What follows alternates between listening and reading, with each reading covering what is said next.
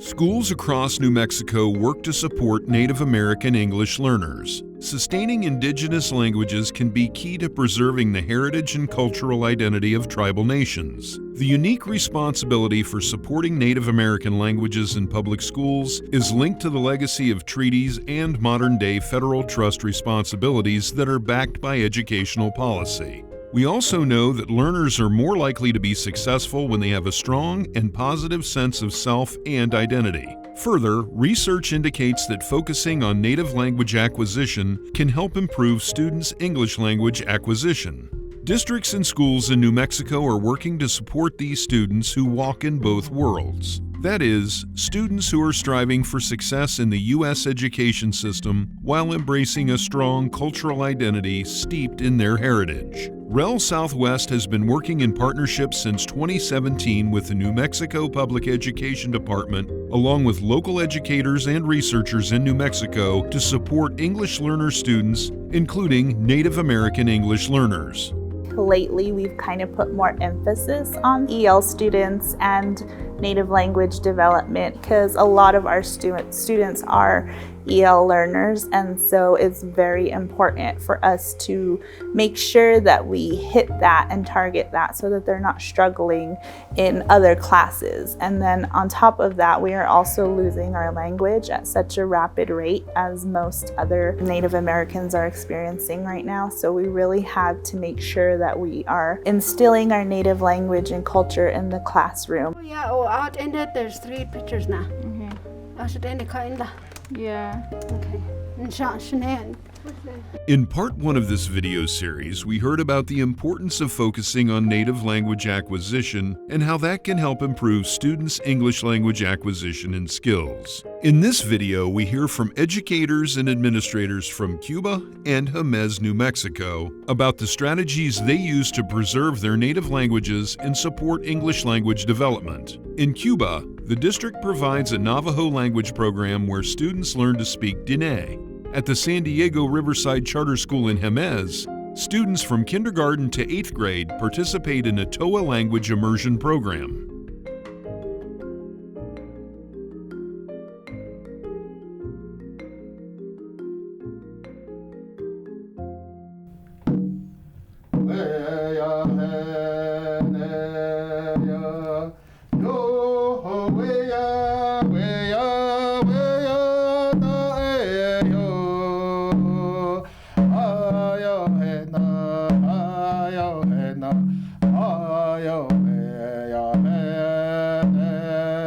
Our songs and our singing plays a big part within our tradition.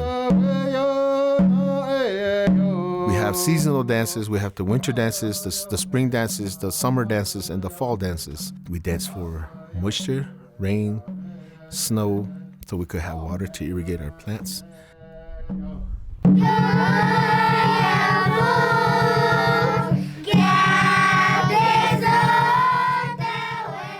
I'm a tribal leader, a traditional leader. I always speak up that our kids are valued, that we need to teach the kids our language and keep our language strong.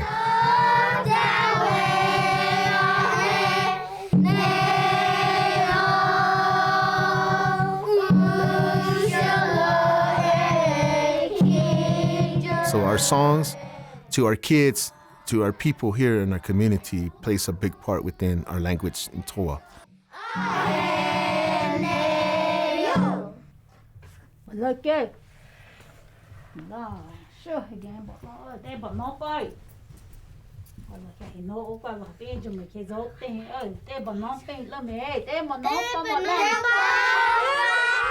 think in order to make a language program successful in a school, there has to be a lot of collaboration between the school, between the families, between the communities, the tribal governments. I think that's where we need to work together to really figure out how to make this enticing to our kids. So we can bring in elderly individuals from the community to tell us different stories about our culture and our history. And of course, funding is always key. With some of our funding, we were able to hire educational assistants from K through 12 who are in the classrooms. A majority of them are Navajo, who can speak the language, and so they can relate with our students, and our students are more comfortable going to them and asking them for help. And it's just so hard for us in this small community to find certified teachers who can teach at the levels that we need them to. And so we were able to bring in the EAs who can support the teachers. What are these? In Jemez, instructors teach a variety of classes from art to language arts in Towa, incorporating concepts from their culture. We were brought up with the language Towa, which we value from generations to generations from way back. Our language is very well used here still in Jemez due to the fact of we have a lot of ways, a lot of places on how we pray or how we go about to keep our tradition strong, our language strong, and our culture.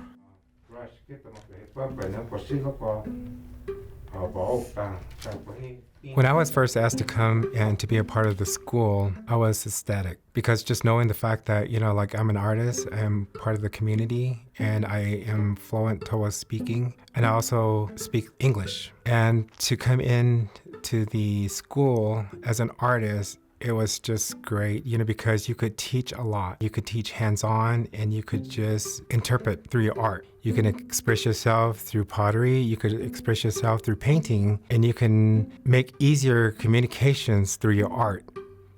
Art can speak for me.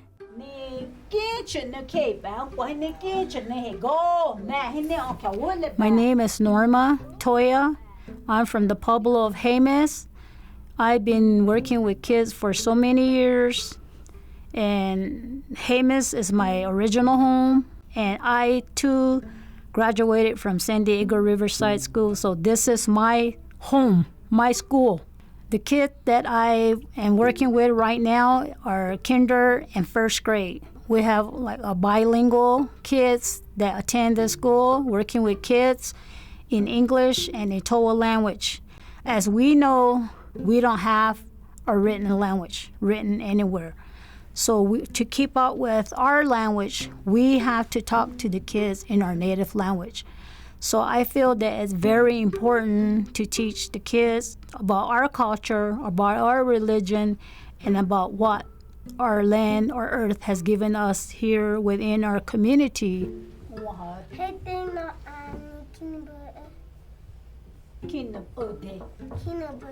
Schools are working to address both English language development and native language preservation through a variety of strategies, including dual language programs and native language immersion programs. At Cuba High School, Mrs. Lee and two other teachers started the Navajo Diné language program in 1999. The students that are in the language program are also taking the ELD, which is English language development. It kind of supports them learning the Navajo language, and that supports their English as well. The students that learn their first language, which is Navajo language, they're able to increase their understanding and knowledge in their second language, and also increase their academic skills. When we first started the program, there was no material. We had to make our own worksheets, get stories online or off of old books that we had.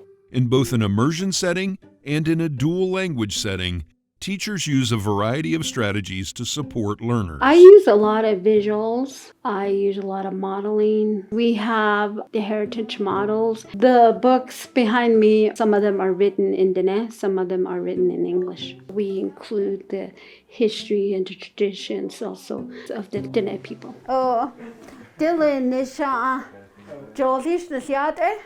So the non-native teacher will talk to them in her English language. Then I'm there to translate it back to the kids what the teacher is explaining. In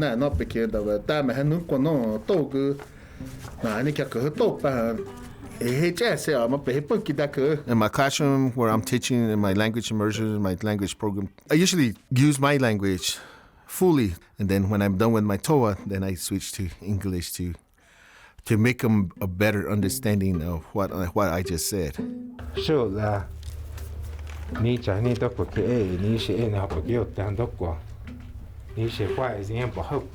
my teaching is to be visual, of course, and then much of it to be hands-on. The class that I teach has to be in a relationship with our cultural activities, our cultural beliefs, our cultural understanding, and it's really so much easier for a student to really be hands-on with some of the things that we are teaching them. Along with schools supporting language acquisition, administrators, teachers, and parents alike see the value of language skills being developed in the home. An hour a day does not help you pick up a language, and so it's really important for us to work with our families in order to help us revitalize our Navajo language. And so every year we send out a survey to our parents. One of the questions asks them whether they think that language should be taught only in the classrooms, only at home, or both. And I have been here for 3 years, and the resounding answer to that is always both. We are here to do as much as we can with each child, but the parents are the main teachers at home.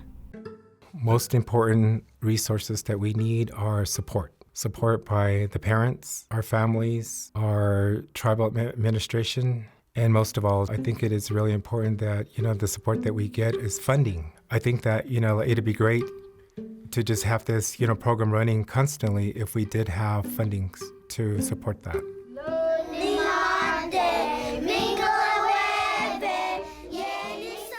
This video was funded by the Institute of Education Sciences, IES, and developed by Regional Education Laboratory, REL Southwest. REL Southwest works in partnership with educators and policymakers to develop and use research that improves academic outcomes for students. To learn more about REL programs, visit our website, subscribe to our Twitter feed, and sign up to receive our newsletters and other publications.